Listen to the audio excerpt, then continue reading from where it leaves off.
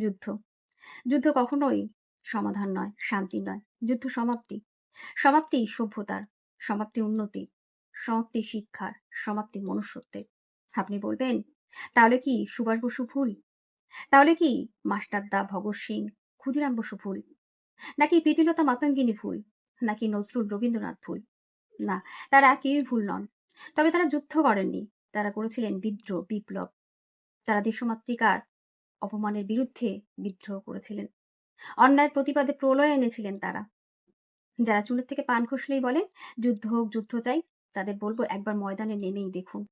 ঘরে বসে টিভিতে বা মোবাইলের পর্দায় যুদ্ধকে নিছকই রোমাঞ্চকর খেলা খেলা মনে হলেও আসলেই তা মৃত্যুর তাণ্ডব। বোধ করি সেই পিতামাতারই যুদ্ধ বলার অধিকার আছে যারা সন্তানকে উৎসর্গ করেছেন বলিদানের জন্য। বিজ্ঞান বিষয়ক প্রবন্ধ বা রচনা লিখতে গেলে হিরোশিমা নাগাসাকি প্রসঙ্গ চলেই আসে। যেখানের মাটি আজও বন্ধা, যেখানের বাতাস আজও দূষিত। সে না হয় অতীতের অবিবেচনার ফল, কিন্তু বর্তমান সময়ের বিবস্ত্রতা, চোখের সামনের বাস্তবতা। ইরানের তেহরানে যা ঘটল কোনো হলিউড মুভির দৃশ্য নয়। হ্যাঁ, একটি মুভিতে দেখেছিলাম অ্যাসিড বৃষ্টির ভয়াবহতা, যা আজ বাস্তবায়িত।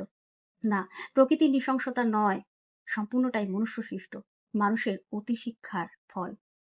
প্রায় দীর্ঘ ৮০ বছর পর আবারও তেহরানের মাটি, বাতাস, জল দূষিত। আকাশে ভয়ঙ্কর বিষাক্ত ঘন কালো মেঘের ঘন ঘটা। আজ শত শত হাজার হাজার মানুষকে মারতে গুলি বারুদের প্রয়োজন নেই। পান করবার জল কিংবা প্রশ্বাস নেওয়ার বাতাসটুকুই যথেষ্ট।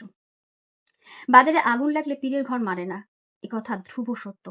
যুদ্ধ ঘরে হোক কিংবা বাইরে, প্রভাব ফেলবেই। সমস্যা এড়াতে না সক্ষম অর্থ, না সক্ষম ক্ষমতা। আজ দেশের জ্বালানি সংকটে। জ্বালানি যার উপর নির্ভরশীল মানুষের খাদ্য, জীবিকা। শত শত চিকিৎসালয়, অনাথালয়, বৃদ্ধাশ্রম, বিদ্যালয়গুলিতে অসুস্থ, দুস্থ, দরিদ্র শিশুরা আজ সমস্যায়।